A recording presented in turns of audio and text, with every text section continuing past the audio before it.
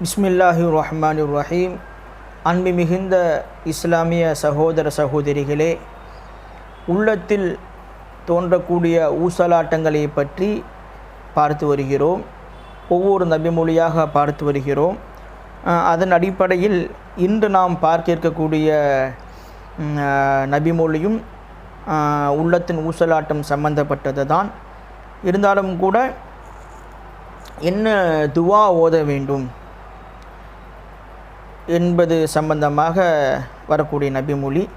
நேற்று ஒரு ஹதீஸை பார்க்கும் பொழுது அவுது பில்லாஹி மினஷ் ஷைத்தானிர் ரஜீம் என்று சொல்ல வேண்டும் என்ற ஒரு துவாவை பார்த்தோம்.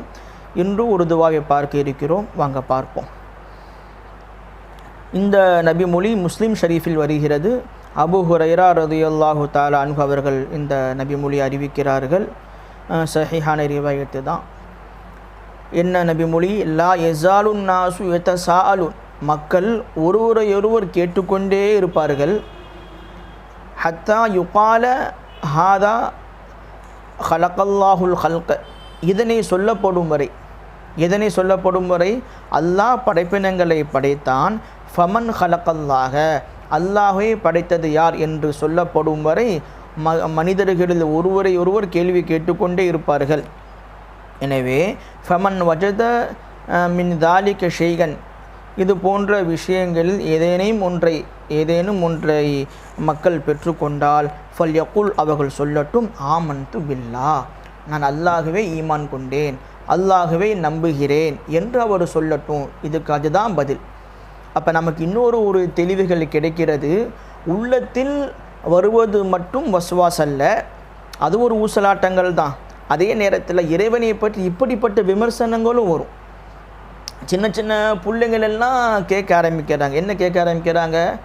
வாப்பா, சூரியனை படைத்தது அல்லான்னு சொல்லிட்டீங்க, சந்திரனை படைத்தது அல்லான்னு சொல்லிட்டீங்க, அப்போ அல்லாஹை படைத்தது யார் என்ற கேள்வியை சிறு பிள்ளைகள் எல்லாம் கேட்குறாங்க. அந்த கேள்வியை நாம் அந்த விவரத்தை வரவேற்கலாம். அப்போ நம்ம அந்த சிறு பிள்ளைகளுக்கு எப்படி சொல்லணும்? நம்ம ஏற்கனவே முன்பு சொல்லியிருந்தோம்.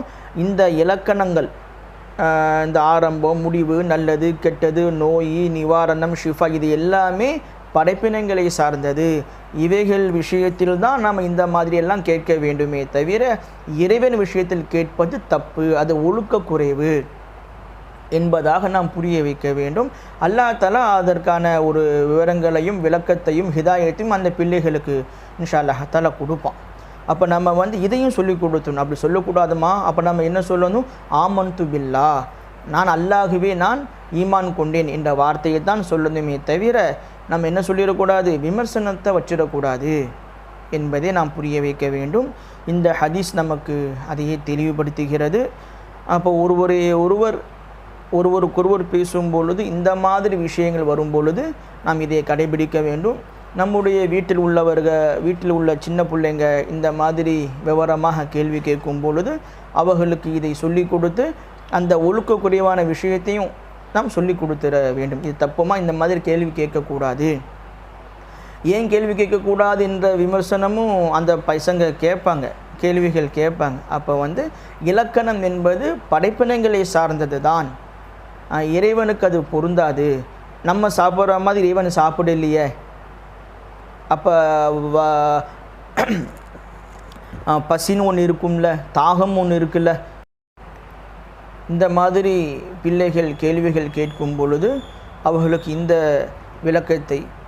விளக்கத்தை ரசூல் ஸல்லல்லாஹு அலைஹி வஸல்லம் அவர்கள் எந்த முறையில் சொல்லி கொடுத்தார்களோ அந்த முறைகளையெல்லாம் நாம் சொல்லி தருவது நம் மீது கடமையாக இருக்கிறது.